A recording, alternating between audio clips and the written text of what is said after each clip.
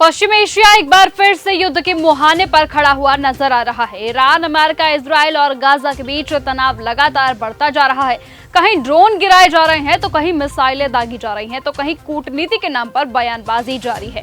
Cease fire की उम्मीदों के बीच हालात और ज्यादा विस्फोटक होते दिखे हैं और हर दिन कोई ना कोई घटना पूरे क्षेत्र को अस्थिर कर रही है। नमस्कार, मेरे साथ आप देख रहे हैं न्यूज गंगा और मैं हूं निशा भारद्वाज और आज की इस बुलेटिन में बात करेंगे दुनिया भर की 10 बड़ी खबरों की। बकरीद पर ईरान ने दिया बड़ा मैसेज। ईरान के राष्ट्रपति मसूद पेजेश्कियान और विदेश मंत्री अब्बास अरागची ने ईद उल अजहा की बधाई दी है। अरागची ने पश्चिम एशिया के मौजूदा हालातों का जिक्र किया और एकजुटता साथ ही साथ सहयोग पर जोर देते हुए मैसेज जारी किया है। सीज फायर के बीच ईरान पर दूसरा हमला। अमेरिकी सेना ने बुधवार की देर शाम ईरान के खिलाफ इस सप्ताह अपना दूसरा रक्षात्मक हमला किया है। अधिकारियों ने ईरानी सेना की आक्रामक गतिविधि देखी थी। 2 अमेरिकी अधिकारियों ने बताया कि अमेरिकी सेना ने 4 ईरानी ड्रोन मार गिराए हैं। उन्होंने एक ऐसे अड्डे पर भी हमला किया है जो 5वां ड्रोन लॉन्च करने वाला था। गाजा में इजराइल का बड़ा हमला। गाजा में इजराइल ने एक बड़ा सैन्य हमला करते हुए हमास के 2 वरिष्ठ आतंकवादियों को मार गिराने का दावा किया है। इजराइल के अनुसार हमास के नए सैन्य प्रमुख मोहम्मद ओदेह भी मारे जा चुके हैं। दूसरी ओर गाजा में रिहायशी इलाकों पर हमले में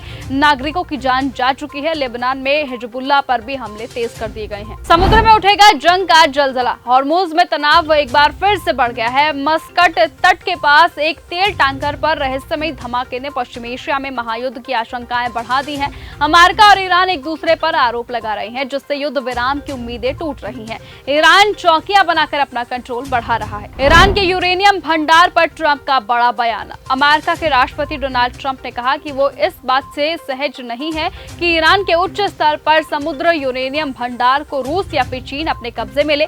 ट्रंप का यह बयान ऐसे समय पर आया जब ईरान के परमाणु कार्यक्रम को लेकर अंतर्राष्ट्रीय स्तर पर चर्चा तेज हो गई है। रूस और चीन को ईरान का करीबी सहयोगी माना जाता है। शहबाज शरीफ बोले जल्द खत्म हो तनाव। पाकिस्तान के प्रधानमंत्री शहबाज शरीफ ने ईरान और अमेरिका के बीच जल्द शांति समझौता होने की उम्मीदें जताई है। ईरानी राष्ट्रपति मसूद पेजेश्कियान से बातचीत में उन्होंने खुद को ईरान का करीबी सहयोगी बताया। विशेषज्ञों का यह मानना है कि आर्थिक संकट से जूझ रहा पाकिस्तान पश्चिम एशिया तनाव के बीच अपनी कूटनीतिक असहमति बढ़ाने की कोशिश कर रहा है। ईरान ने मीडिया पर कसा तंज। ईरान ने अंतर्राष्ट्रीय मीडिया पर नए प्रतिबंध लगाते हुए इजरायली मीडिया और विदेश स्थित फारसी चैनलों को सामग्री इस्तेमाल करने से रोक लगा दी है।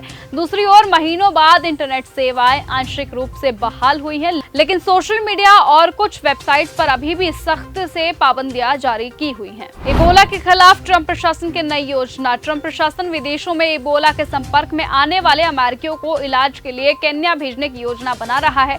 कांगो में बढ़ते इबोला मामलों के बीच अमेरिका ने एयरपोर्ट स्क्रीनिंग भी बढ़ा दी है। वहीं विशेषज्ञों ने इलाज की गुणवत्ता और सुरक्षा को लेकर चिंता जताई है। धमकियों को लेकर फायर हुआ ईरान के वरिष्ठ नेता इब्राहिम अजीजी ने डोनाल्ड ट्रंप पर निशाना साधा। उन्होंने कहा कि कभी धमकी देते हैं तो फिर अगले ही दिन समझौते की बात करने लगते हैं। साथ ही कहा कि ट्रंप की बातों से ईरान अपनी रेड लाइन से पीछे नहीं हटेगा। अमेरिका के ईरानी ठिकानों पर हमले। पश्चिम एशिया में जारी संघर्ष विराम टूटने के खतरा लगातार बढ़ता जा रहा है। दरअसल अमेरिका ने एक बार फिर से ईरानी ठिकानों को निशाना बनाया है। ये हमले उन ठिकानों पर किए गए जहां हॉर्मुज के लिए खतरा पैदा हो सकता है। ईरानी मीडिया ने दावा किया है कि अमेरिकी सेना ने बंदर अब्बास बंदरगाह के नजदीक ही हमले किए हैं। तो कुल मिलाकर पश्चिम एशिया में हालात बेहद नाजुक मोड़ पर है। एक तरफ युद्ध और हमलों का सिलसिला जारी है तो दूसरी तरफ कूटनीतिक बयान और शांति की अपीलें भी हो रही हैं। लेकिन जमीन पर हालात काफी ज्यादा अहम नजर आ रहे हैं। तनाव कम होने के बजाय और बढ़ता जा रहा है और अब पूरी दुनिया इस बात पर नजर लगाए हुए है कि क्या ये संघर्ष किसी बड़े युद्ध में बदल जाएगा या फिर कूटनीति एक बार फिर से हालातों को संभाल लेगी। तो ये थी आज देश और दुनिया की 10 बड़ी खबरें। फिलहाल आज की इस खबर में सिर्फ इतना ही। देखते रहिए और बने रहिए न्यूज गंगा के साथ। कल फिर मुलाकात होगी आपसे सुबह 10 बजे। अगर आपको ये हमारा वीडियो पसंद आया हो तो इसे लाइक और शेयर करना बिल्कुल न भूलें। साथ ही हमारे चैनल न्यूज गंगा को सब्सक्राइब और फॉलो जरूर करें ताकि देश और दुनिया की हर बड़ी खबर आप तक सबसे पहले पहुंचे।